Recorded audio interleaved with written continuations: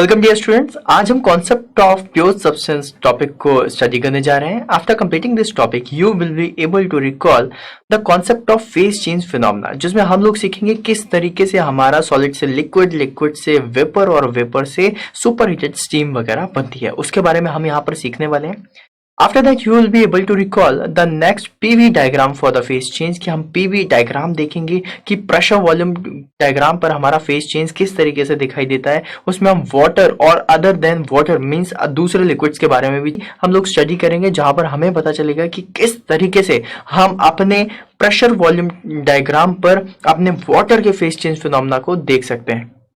And after that you will be able to recall the concept of latent heat and sensible heat, जहां पर हम देखेंगे कि किस तरीके से फेज चेंज फिनोमेना में आपको लेटेंट हीट दिखाई देगी और टेम्परेचर चेंज फिनोमेना में आप लोगों को सेंसिबल हीट दिखाई देगी। मींस जब भी फेज चेंज होगा तो वहां पर टेम्परेचर चेंज नहीं होगा, स्टिल वहां पर कोई एक हीट होगी जिसकी वजह से फेज चेंज हो रहा है, जिसे हम बोलते हैं latent heat. And after that you will be able to derive the expression for various region in TS diagram, that is temperature entropy diagram. अब उसमें आप क्या देखेंगे? सब कूल्ड रीजन देखेंगे, वेट रीजन देखेंगे, सुपर हीटेड रीजन देखेंगे, critical point देखेंगे, triple point देखेंगे। इन सभी रीजंस को आप किस तरीके से डिफाइन करेंगे, किस तरीके से इनकी वैल्यूज निकालेंगे, ये सारी चीजें अपन देखने वाले हैं।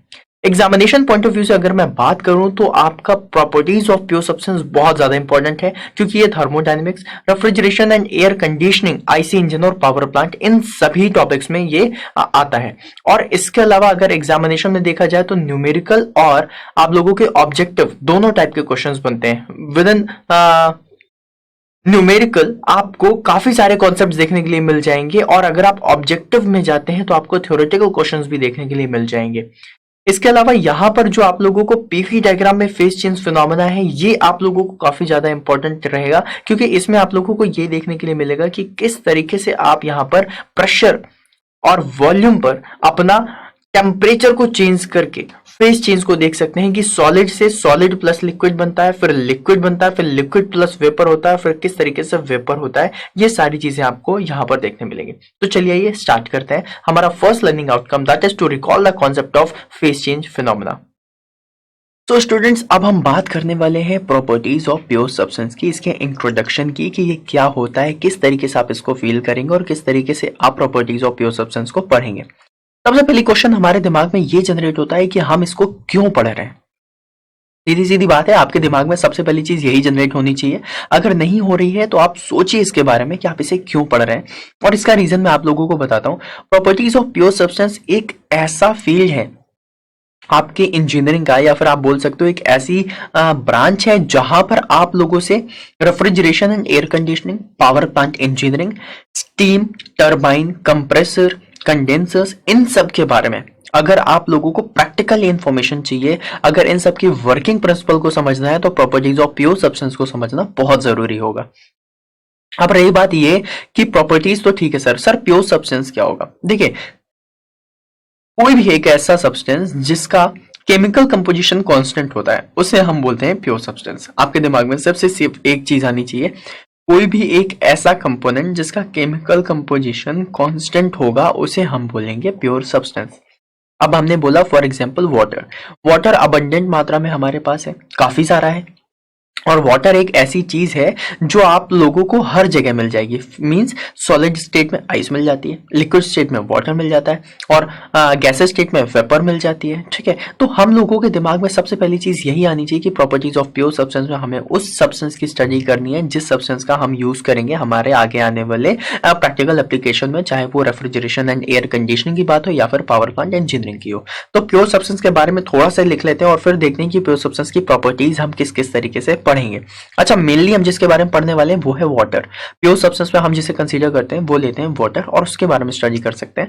वो चाहे पीवी डायग्राम में हो, टीएस डायग्राम में हो, जो भी होगा उसके बारे में पढ़ेंगे कि उसका ट्रिपल पॉइंट टेम्परेचर क्या होता है, एक्चुअली ट्रिपल पॉइंट टेम्परेचर होता क्या है, क्रिटिकल पॉइंट टेम्परेचर क्या होता है, क्रिटिकल पॉइंट का प्रेशर क्या होता है, किस समय ये जो आपकी वाटर है वो मैक्सिमम डेंसिटी देता है, किस समय मैक्सिमम स्पेसिफिक ग्रेविटी होती है, किस समय किस तरह से हम प्रेशर को वेरिएट करके टेम्परेचर में चेंजेस ला सकते हैं, या फिर किस तरीके से टेम्परेचर को चेंज करके प्रेशर में वेरिएशन ला सकते हैं, ये सारी चीजें हम देखेंगे इसमें। और उसकी प्रॉपर प्रॉपर्टीज देखेंगे कि इसमें एंथैल्पी कैसे निकलती है, वेट रीजन में कैसी निकलेगी, प्योर लिक्विड में कैसे निकलेगी, ड्राई रीजन में कैसे निकलेगी, एंट्रोपी क्या होगी, इंटरनल एनर्जी क्या होगी, ये सारी चीजें हम इसमें देखने वाले हैं प्रॉपर्टीज ऑफ प्योर सब्सटेंस में। बट इसमें जो सबसे ज्यादा मेन है प्योर सब्सटेंस में, वो क्या है, वाटर। तो कभी भी आप लोगों को समझना हो तो आप यहां पर लिख सकते हैं कि ये क्या होगा, that is water.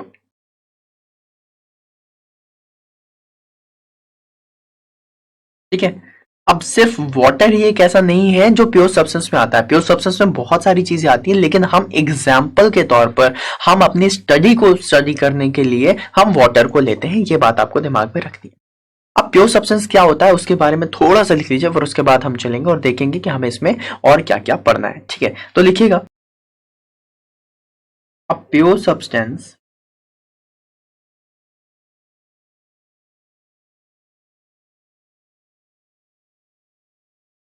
is a substance in which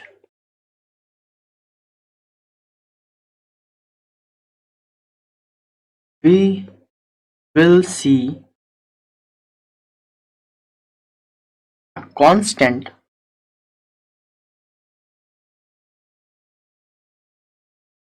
chemical composition.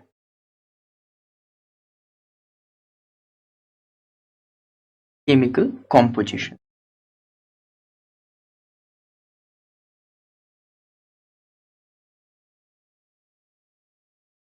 throughout its mass.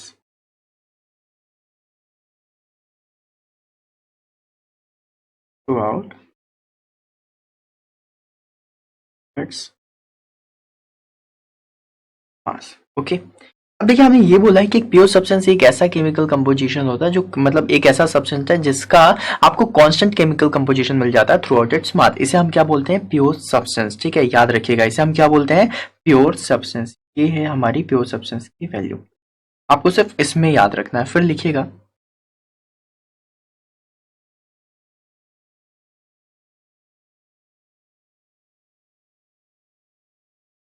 we will take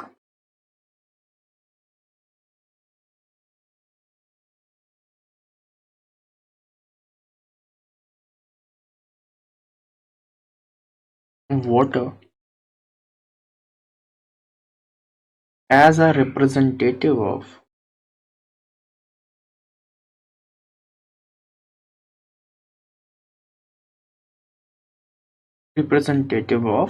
pure substance.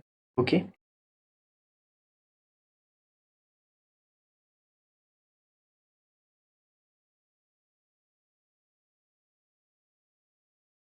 मतलब हमने वाटर को as a representative of pure substance ले लिया। अब प्योर सब्सटेंस को हम किस किस डायग्राम में देख सकते हैं, फिर किस किस ग्राफ में देख सकते हैं, तो लिखिएगा we can represent pure substance, present the pure substance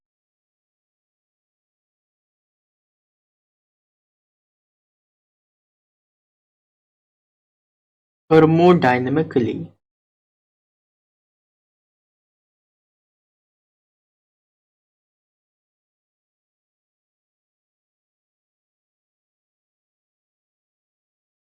we can represent a pure substance thermodynamically and can study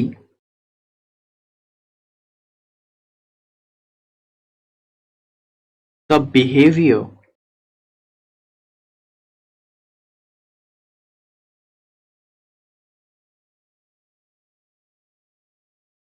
of water,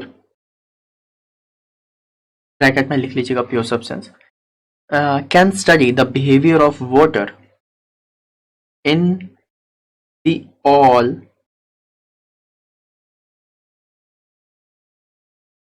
three phases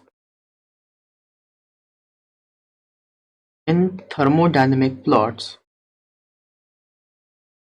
in thermodynamic plots on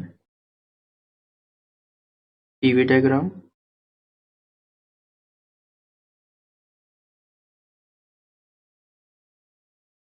pressure temperature diagram, temperature entropy diagram, and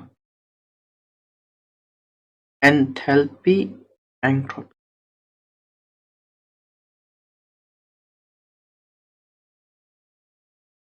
सी इनमें से जो सबसे ज्यादा important है वो है आपका temperature entropy diagram. ठीक है, आप एंथैल्पी एंट्रोपी डायग्राम भी काफी जगह देखेंगे, उसके बारे में भी हम बात करेंगे, बट जो सबसे ज्यादा इंपॉर्टेंट है टीएस डायग्राम है। पीवी डायग्राम भी आपको हर जगह दिखता है, और इसमें जो हम स्टडी करेंगे वाटर की, तो वाटर की जितनी कंडीशंस हैं सब कुछ देखेंगे, लिक्विड कंडीशन, वेपर कंडीशन, और आपकी वेपर से लिक्विड बनने की जो कंडीशन है वो सारी चीजें, ड्राइनेस फ्रैक्शन क्या होता है वो सब देखेंगे। बट अभी हम स्टडी करेंगे क्या, अभी हम स्टडी करेंगे कि किस तरीके से टेम्परेचर और प्रेशर को बढ़ाने से जो आपका लिक्विड है सॉलिड फेज से लिक्विड फेज में आता है, लिक्विड से वाटर फेज में आता है, और एक ऐसी पॉइंट जहां पर लिक्विड डायरेक्टली वेपर में चला जाएगा, या फिर एक ऐसा पॉइंट जहां पर लिक्विड, सॉलिड और आइस और वेपर तीनों फेजेस एक जगह मिलेंगे, उस जगह को क्या बोलेंगे, ये सारी चीजें अभी हम देखते हैं। तो आइए, तो हेडिंग डालिएगा representation of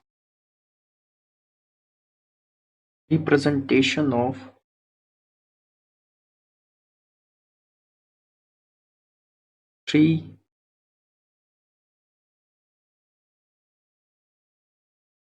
phases of water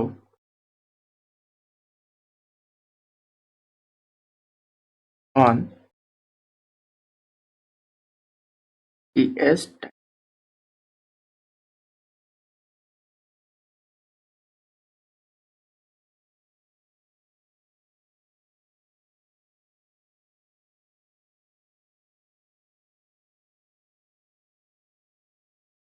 देखिए, जब भी कभी हम बात करेंगे representation of the three phases of the water on TS diagram, तो टेम्परेचर एंट्रोपी डायग्राम में हमें सबसे पहले ये चीज देखनी होगी कि किस तरीके से हमारा जो लिक्विड है, जो हमारा वाटर है, वो सॉलिड फेज में होता है, और कैसे हम उसमें प्रेशर और टेम्परेचर को वेरिएट करके हम उसे लिक्विड और वेपर में लेकर के आते हैं, और उसका एक प्रॉपर ग्राफ प्लॉट करेंगे जिसमें हम ये देखेंगे कि ये एक ऐसा रीजन है जहां पे टेम्परेचर कम है, प्रेशर की वैल्यू इतनी है, एंट्रोपी की वैल्यू इतनी है, और इस जगह पे हमें कौन सा सब्सटेंस मिलेगा, हमें कौन सा फेज मिलेगा वाटर का, ये सारी चीजें देखेंगे।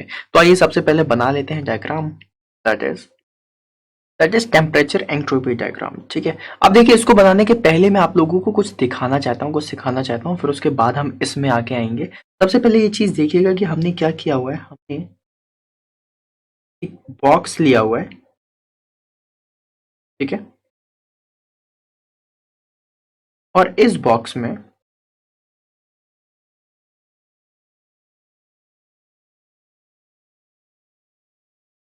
आपको मिलेगा क्या, वाटर। वाटर यहां पर देखिए हमने वाटर भरा हुआ है। ठीक है, ये देखिए ये क्या है, यहां पर भरा हुआ है वाटर। अब हम क्या करेंगे, हम इसे हीट देंगे, हम इसे गर्म करेंगे, और जैसे ही हमने इसे गर्म करना शुरू किया तो आपको सारी चीजें पता चली। हीट दिया, ठीक है। अब देखिए, इसको हीट देने के पहले मैं आप लोगों को ये बता देता हूँ कि ये सबसे पहले जो वाटर बना हुआ है, सबसे पहले ये किस में रहा होगा, ये आइस ब्लॉक्स में रहा होगा। ठीक है, इसमें रहा होगा, ये आइस ब्लॉक्स में रहा होगा प्रॉपर। सबसे पहले आपको क्या दिख रहा होगा, सिर्फ आइस दिख रहा होगा। हमने इसको पूरा फ्रीजिंग रखा हुआ था, और फिर उसको हमने गर्म करना शुरू किया, और उसके बाद आपको मिलेगा प्रॉपर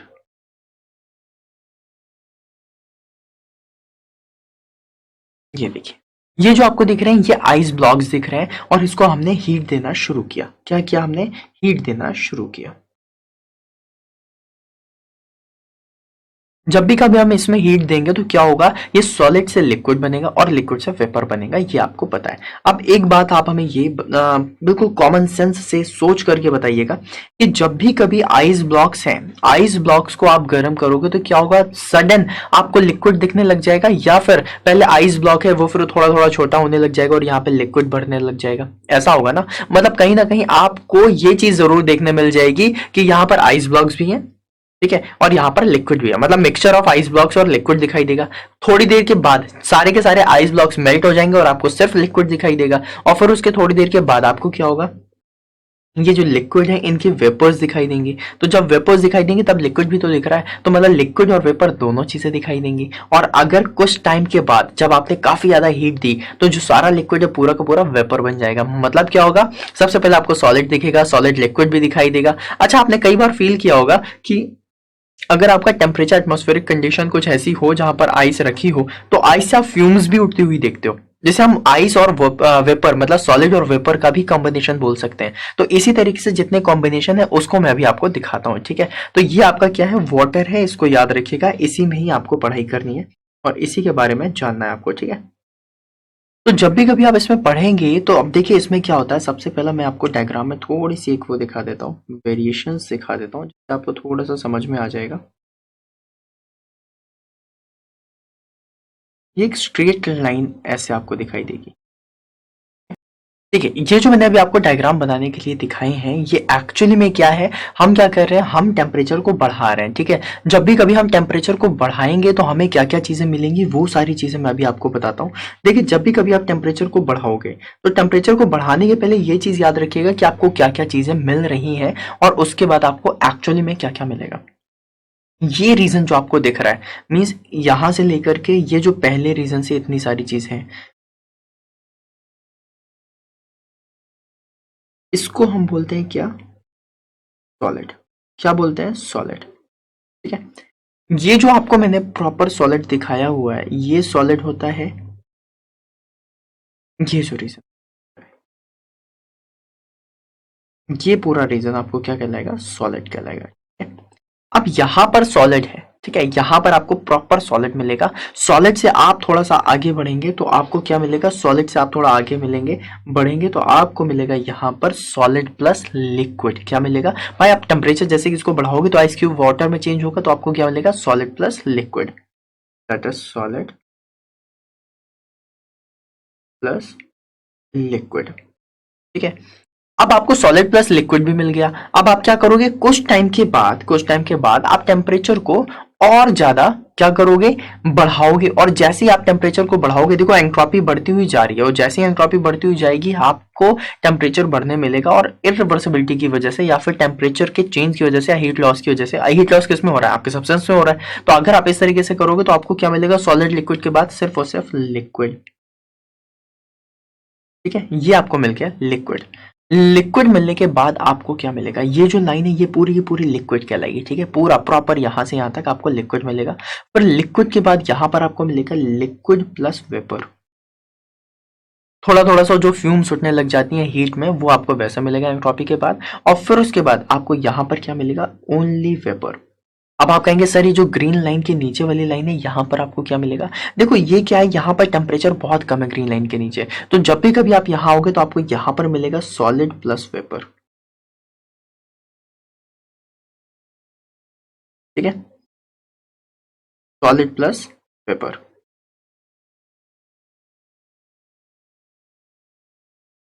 पॉज करना एक मिनट। तो अब ये जो लाइन हमने बनाई है, इस लाइन के बारे में पढ़ने में आप लोगों को बहुत मजा आएगा। क्यों, क्योंकि अच्छा ये जो हमने डॉट डॉट डॉट लाइन बताई, इसके बारे में नहीं बताया, ये हमने एनालिसिस के लिए बनाया हुआ है, ठीक है। तो आप इसको लिखिएगा। अब मतलब अब अगली बार से जब भी कभी आप देखोगे पूरा का पूरा, इसमें हम जो टीएस डायग्राम बनाएंगे, तो वो टीएस डायग्राम हम यहाँ से लेकर के, जो डॉटेड लाइन दिख रही है ना, इस डॉटेड लाइन को ही बनाएंगे, ठीक है।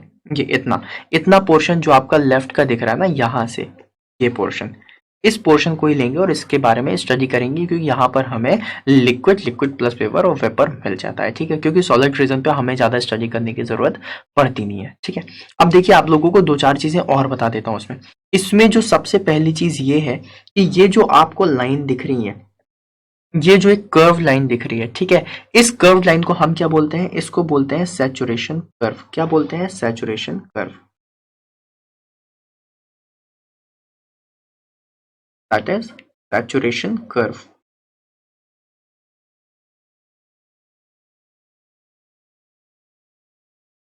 Saturation curve, okay. अब देखिए ये जो है, ये क्या है, सैचुरेशन कर्व है। सैचुरेशन कर्व करने का मतलब ये हुआ कि अब इस साइड से एक ये वाला पॉइंट होता है यहाँ पर, इसको मैं अभी टिक कर देता हूँ, इस पॉइंट को, ये वाला पॉइंट, अगर आप इस पॉइंट को देख रहे हो, इस पॉइंट को बोलते हैं क्रिटिकल पॉइंट। कौन सा पॉइंट, क्रिटिकल पॉइंट। इस पॉइंट को बोलते हैं क्रिटिकल पॉइंट। अब इसे क्रिटिकल पॉइंट क्यों बोलते हैं, ये भी मैं आपको बता देता हूं। क्रिटिकल पॉइंट इस पॉइंट को इसलिए बोलते हैं क्योंकि यही वही वो वाला पॉइंट है जहां से लिक्विड डायरेक्टली वेपर में कन्वर्ट हो जाती है। मतलब यहां पर जो लेटेंट हीट ऑफ वेपराइजेशन है उसकी वैल्यू आप ये समझ लो होती नहीं। आप ऐसा समझ लो कि डायरेक्ट लिक्विड है, लिक्विड के बाद आप उसको डायरेक्ट आप लोगों को वेपर मिल जाएगी। ठीक है, मतलब इतनी जल्दी तुरंत लिक्विड फ्लैश हो जाएगा वेपर में। अगर आप लोगों ने फील किया होगा, कई बार आप अपने घर में कोई भी पतीला लीजिए और उसको पानी में, मतलब पानी में डालिएगा, ऐसे ही गैस में रख दीजिए, थोड़ा सा गर्म होने दीजिए बहुत ज्यादा, और उसके बाद एक बूंद पानी डालिएगा। जैसे ही आप एक बूंद पानी डालेंगे ना, वो तुरंत जाएगा पतीले में गिरेगा और उसके बाद तुरंत से फ्लैश आउट हो जाएगा वेपर की तरीके से। वो गर्म होने का टाइम नहीं लेगा। ठीक है, वो कौन सा पॉइंट होता है? क्रिटिकल पॉइंट होता है। और क्रिटिकल पॉइंट के अलग अलग टेम्परेचर और अलग अलग प्रेशर होता है। मतलब एक डेफिनेट प्रेशर पे आप लोग देख सकते हो, एक डेफिनेट टेम्परेचर पे आपको क्रिटिकल पॉइंट मिल सकता है। अब एक चीज और समझिएगा, यहां पर क्रिटिकल पॉइंट के बारे में जान लिया जहां पर हमें डायरेक्टली लिक्विड मिलता है। अब क्रिटिकल पॉइंट के पहले वाला सैचुरेशन कर्व में क्रिटिकल पॉइंट के पहले ये जो लाइन दिख रही है, इस लाइन को हम क्या बोलेंगे?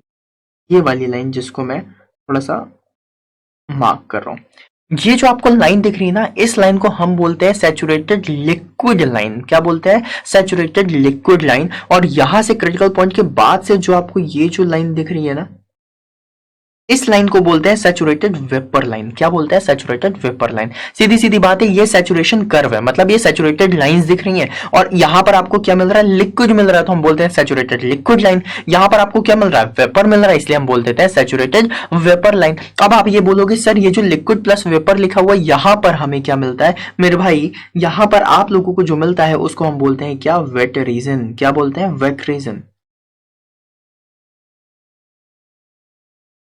वेट रीजन की एक अपनी अलग कहानी है जहां पर आप अलग चीजें सीखते हो, लेकिन यहां पर आप लोगों को ये पता चल गया कि कहां पर कौन सी चीजें मिलती हैं, किसे हम क्या बोलते हैं। ठीक है, एक पॉइंट और आता है ऐसा, यहां पर आपको दिखाऊंगा, ये जो लाइन दिख रही है, इस लाइन पे आपको solid plus liquid plus vapour तीनों चीजें मिल जाती हैं और इसे हम ट्रिपल पॉइंट लाइन भी बोलते हैं, ट्रिपल लाइन भी बोलते हैं। आपको एक ट्रिपल पॉइंट भी दिखाऊंगा, वो टीएस डायग्राम में कभी भी ट्रिपल पॉइंट नहीं देखा जाता, क्रिटिकल पॉइंट जरूर देख लिया जाता है। ठीक है, अब इसमें तीन चीजें और आती हैं जिसके बारे में आपको बताना है, दैट इज लेटेंट हीट,